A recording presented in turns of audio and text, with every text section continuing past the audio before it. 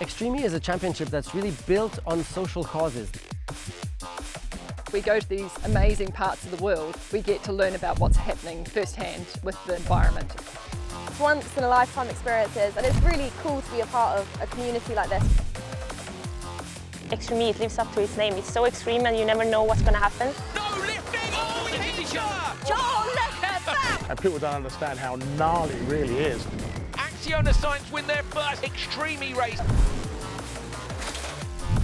Wow, what a final! Extreme E has made such a change for women in motorsport.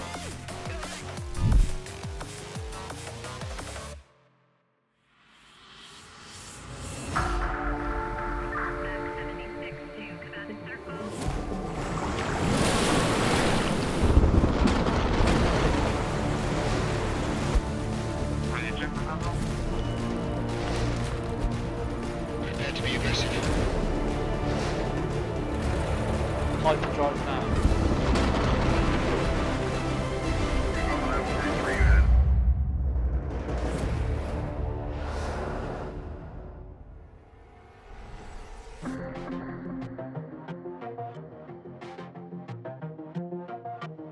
For the Hydro X Prix in Scotland, the championship's drivers are tackling the challenging terrain of a disused coal mine transitioning into a hydro power plant. Ahead of the race, Extreme E's course designers and TV crew travelled to Scotland to undertake a recce of the site. This location's extreme. We're in the bottom of a coal quarry. We've got these amazing drops, these amazing ascents to get out of it. And just the terrain, I mean, look around. We have these just crazy ponds, and the rocks, the soil is so different here versus anywhere else we've been. When we come to each race location, we're looking to achieve several things. Number one, in all the things we do, is safety, 100%.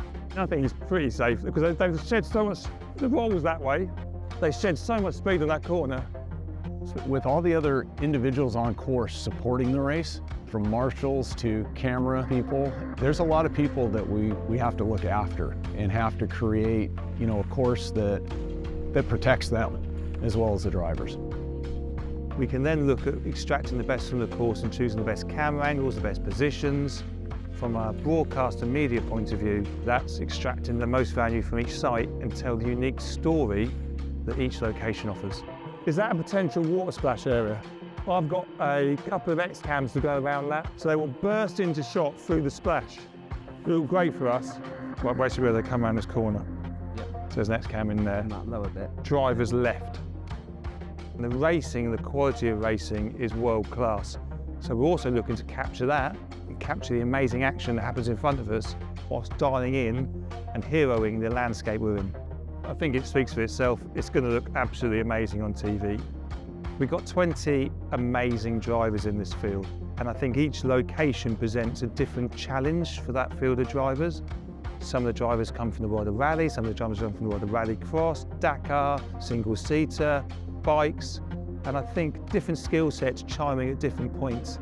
Here, you have to be brave, you're going to have to be strong, and for the teams behind them, they're going to face an engineering challenge to keep those cars moving and moving fast in what is a truly rugged environment. I think when the drivers show up to this location, they're just going to be amazed. And by the time they walk the course, it's going to take it to a whole nother level. This is going to be one of the more extreme courses of the year. There, in the last probably 5 races, I don't think we've seen anything like we're going to have here in Scotland.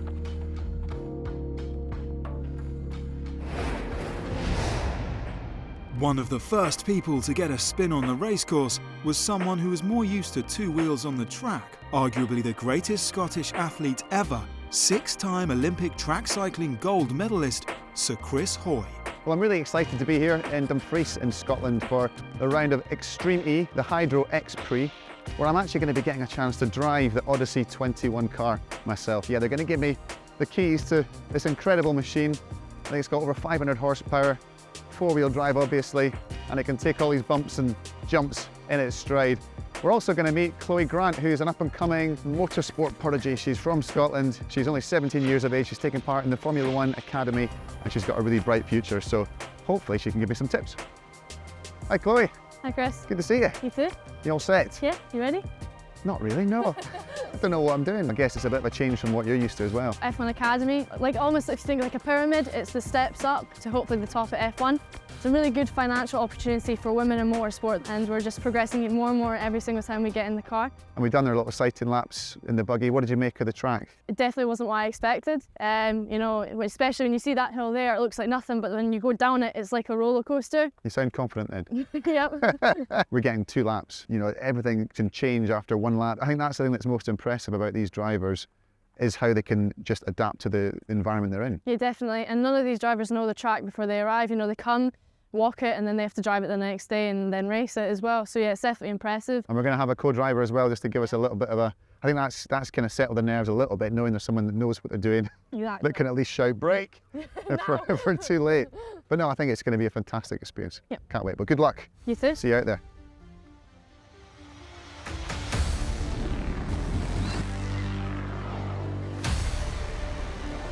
What an experience. Amazing car, amazing venue, just everything coming together.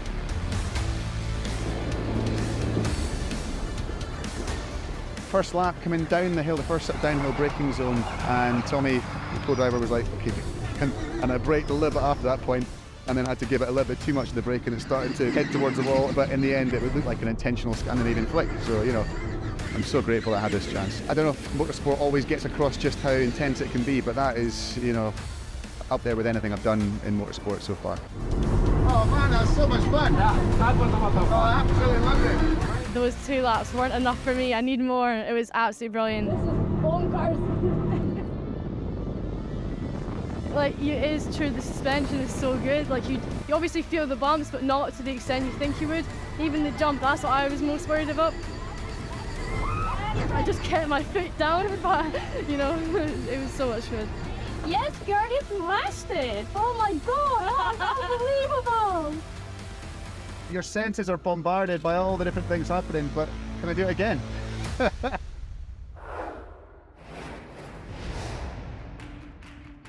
The extreme terrain was brutal for the cars and drivers on day 1 of the Hydro X Prix, but all teams were set and ready to go racing again in round 4. McConnell's going to get the whole shot on the inside line, but no, round the outside. He puts it up on 2 wheels, and it's RJ Anderson who's come through. X44 Vida Carbon Racing had a delayed switch zone restart. I cannot see you. More in front, Which dropped them down from 2nd to 4th. Number 99 GMC Hummer EV's Amanda Sorensen had a steady fly through the course up to the finish line, followed by RXR. Amanda, smile, you earned that one. Super proud of you there, great job. A fierce battle behind for 3rd saw Cristina Gutierrez nudging into the Abt Cupra from behind. She's hit her twice, now she moves on the inside. Cristina Gutierrez makes the pass. But the contact had caused a puncture to Abt Cupra, and X44 were given a penalty that put them back to 4th. Off the line for Heat 2, and Acciona Science's Matthias Ekstrom managed to get the job done on the inside line and kept the lead the entire way through. It was an eventful race for the teams behind. A broken drive shaft on the Andretti Ultrakilat machine, and a penalty for Veloce for downing a flag. Oh, Kevin Hansen a little bit too sideways. Faust manages to get through in the Neil McLaren XC machine. Great pass by him. A solid win for Acciona Science, with Neon McLaren in 2nd.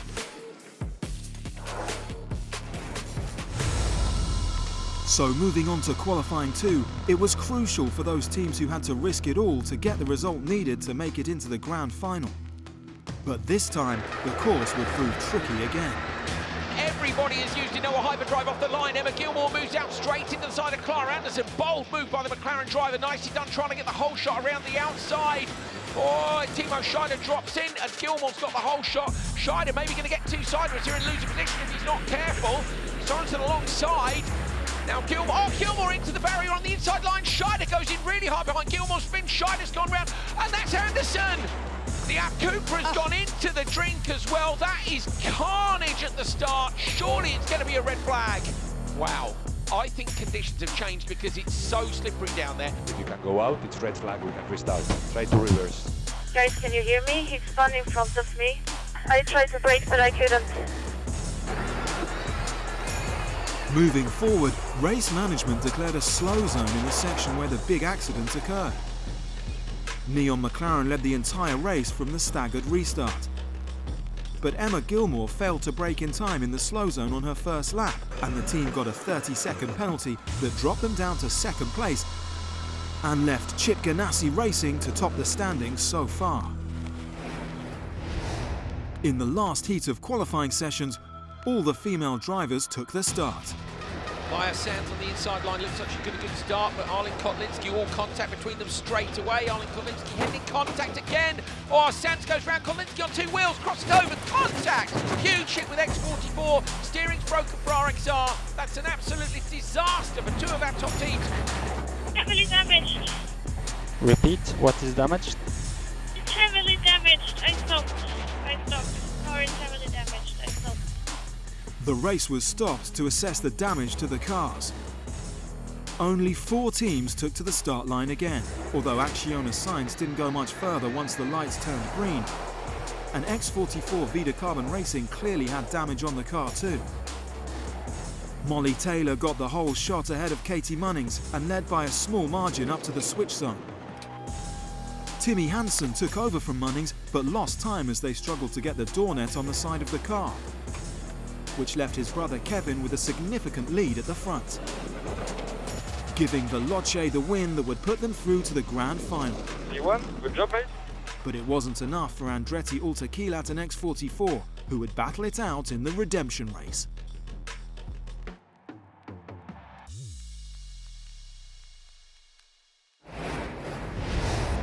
Extreme E is a sport for purpose that seeks to raise awareness of climate change, promote gender equality, and leave a lasting positive impact on the regions it visits. As part of Race Week in Scotland, the drivers headed out into the community to speak to local children about racing and sustainability. Hello guys, it's Timmy Hansen here. I'm here with Tamara Molinaro and Kevin Hansen, my brother. We are volunteering here at this school and we've got a bunch of drivers, McLaren for example, just here next door, and Matthias Ekström at another school over there. Loads of activities today before we go racing. Today, a number of our teams visited different schools around the locality of the race site, and it's all about getting the drivers into the community, and for us children are really important to engage with. We came to schools like Wallace Hall Academy here to talk to the kids about Extreme E and really see what they're interested in when it comes to motorsport but also sustainability and the future. Equality is a real centre point of Extreme E. We want to show them very young and inspire them that they can be future drivers or have careers in motorsport. It's incredibly important that every location we go to, we try to connect with the local community because we want to make an actual impact on the locations we go to, and that doesn't only go for the project itself, it all goes to try to make an impact on the people, because in the end of the day it's the people that makes the changes in their lives that can really affect the climate change in the future. What does it feel like to drive Extreme E? It's just an incredible feeling because you're out driving in nature, you're not on a track. I love this session. The kids are so inspiring. All kinds of questions, and I think being a school kid and sitting in front of your whole school, you got to be quite brave to make a question, but they all had many questions. It was a fantastic day. You've got to enjoy the work, you got to enjoy the little things and enjoy getting better and improving yourself. We try to share a bit of who we are and how we deal with mistakes and bad days, so I hope that it's something that they will remember and use in bad moments. You need to do mistakes, that's how you learn. I'm sure I will do more crashes as well, because I want to go even faster.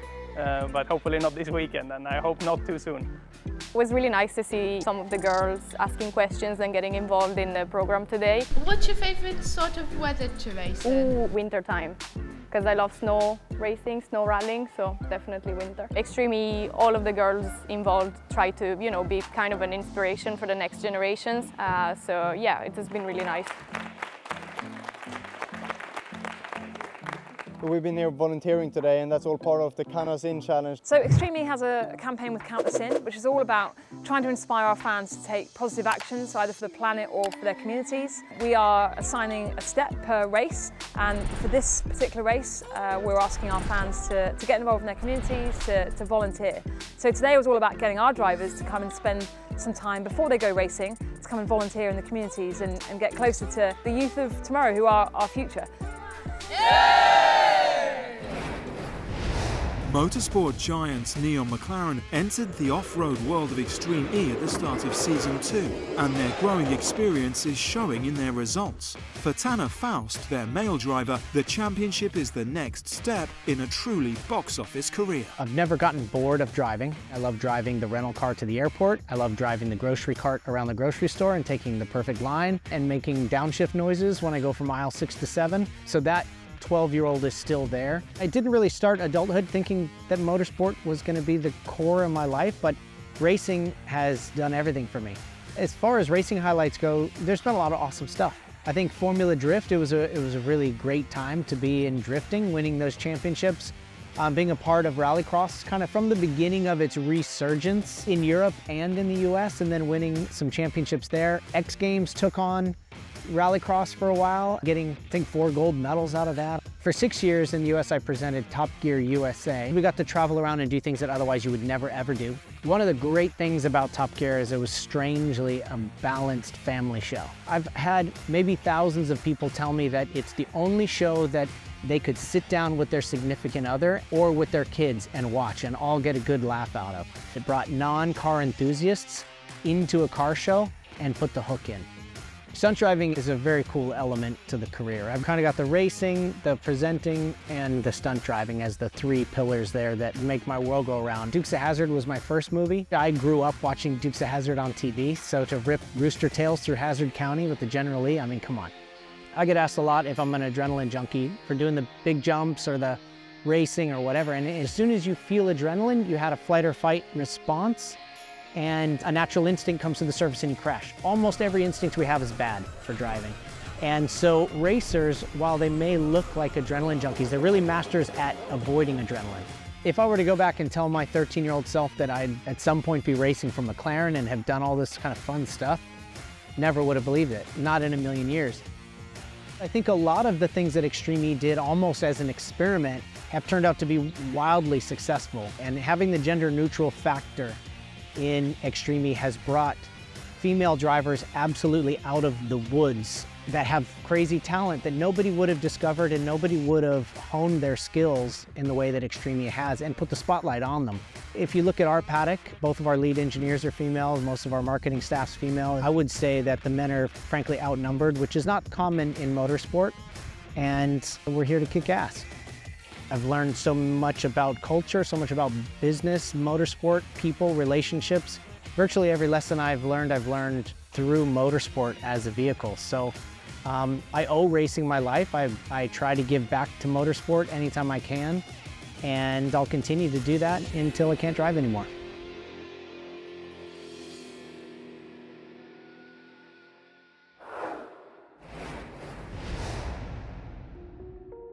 There were just 2 races left in Scotland at the Hydro X Prix. First up, the Redemption Race, and a chance for the teams that didn't make the final to earn crucial championship points in some of the worst conditions of the weekend. You take a look at this redemption round, there's a lot more than just a couple of points to be redeemed here. Wow, is that Andreas Backer? That's JBXE out in front. That's the best start that they have had all weekend long. They have to be excited about that. There's some battling going on behind her. It's so slippery, Katie. Oh, that's Fraser McConnell in the championship car. It's parked up in the wall. But yeah, Andreas Backer with a clear screen and a clear lead. This would be redemption, Katie, because they've had a shocker of a season and they've had a shocker of a weekend here in Scotland. Andreas Backer proved once again that getting away first was the best way to keep out of trouble, as he passed a big lead over to Hedda Hossas. Look at that, guns the throttle and just lights the sky up with filthy roost. Katie has taken nearly 2.5 seconds off Hossos. Let's push, come on. It's not going to be enough. Hossos crests over the right-hander. She's going to come down the hill now, flick the JBXE machine across the line. It's a win in the redemption race, and it is a bit of redemption after a very tough start for the season. And over the line comes Katie Munnings to take P2 for Andretti out to Keelik line. It's P3 for Nasser Al-Attiyah and Clara Anderson. As the rain eased, the course remained soaking after a brutal weekend of racing in Scotland, and it was time for the final of round 4 of Extreme E.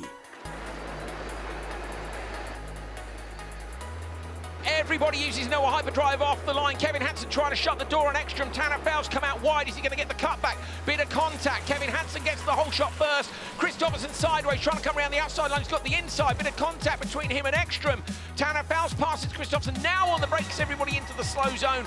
Oh no! So Christopherson had no vision. Look at them sliding down sideways. That's the McLaren. 58 is the McLaren. Look at Christopherson, full opposite lock at less than 30 kilometres an hour.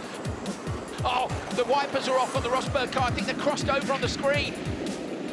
Trying to line up a pass here, coming up the outside line. You see all locked up, Ekstrom on the inside. Tanner Fowles goes all the way around the outside in the Neon McLaren. That is a brilliant pass by Tanner Fowles, passing around the outside on that gravel section. It was Veloce who led McLaren into the switch zone as the teams desperately tried to clean the windscreens of the cars.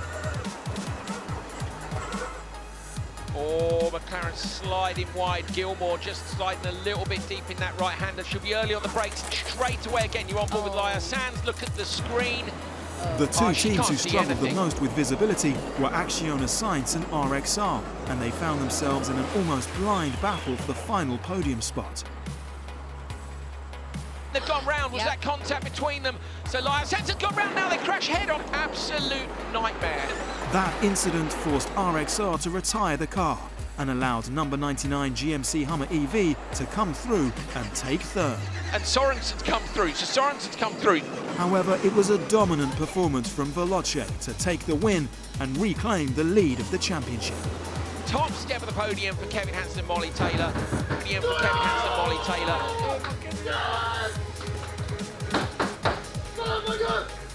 There's definitely been a lot of carnage today, as we've seen. I'm super stoked, and it was definitely, I think it was just about consistency and holding it together, because once we kind of fell back a little bit, you just kind of hope and pray. Emma did an amazing job. The visibility was unbelievable. When the mud would hit the windscreen, it would stick. The wipers couldn't do anything about it. So unbelievably happy for Neon McLaren, and we really needed this. We've been into the doldrums, so I'm very happy for the team. Viva Veloce, they take the win here at round 4 in Scotland. It was really challenging in a lot of ways because we had so long, you know, breaks and stops in the running because of so many accidents out on course. For Emma He's in the wall! Big carnage in to turn bring it 1. home in that way and in those conditions, I think that's also a statement that we are able to act fast, and really, I mean, that finalist was for all the boys and girls working in the team, really to get that car back on track and making a great setup. Kevin Hansen gets the whole shot first. Look at them sliding. It's always a great feeling sideways. when you're in the switch bay and you see your teammate come in the first one down the hill into the switch zone. That's always a great feeling, but you know, you can't get too ahead of yourself. So Kevin gave the car to me in the perfect position, but then yeah, you're just trying to execute the job, particularly when it's slippery like this. You can do, you know, a small mistake with a big consequence. So all the ups and downs this weekend. Look at the relief on their faces. Top step of the podium for Kevin Hansen and Molly Taylor. So to have so many of the team, but also some of our partners as well, and to have a bunch of the guys and girls from Eon over as well was really special. And I think they really got the full experience as well. They got all the highs and lows of motorsport.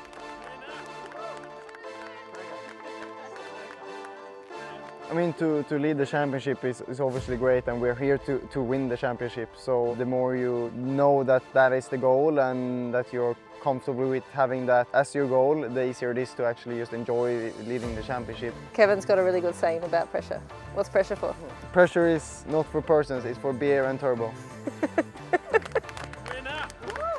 This weekend was really special because both our parents was here, mine and Timmy's. Such a boost to have them here because they follow us super closely every time we are here, and it's such an adventure, and to be able to welcome them into the paddock, it was really nice. And I think for both of us to cross the finish line first this weekend, I really hope we're making them proud, because that's at least what I'm trying to make in my career, that they have done everything for me and really put their lives into my life and my career, and without them I wouldn't be anywhere. So I really try to make them proud and to wave our name very high. I know my father wants me to say this because my grandmother passed a few weeks ago, and for him she was everything. So in that way it was really nice to have both the brothers cross the finish line first.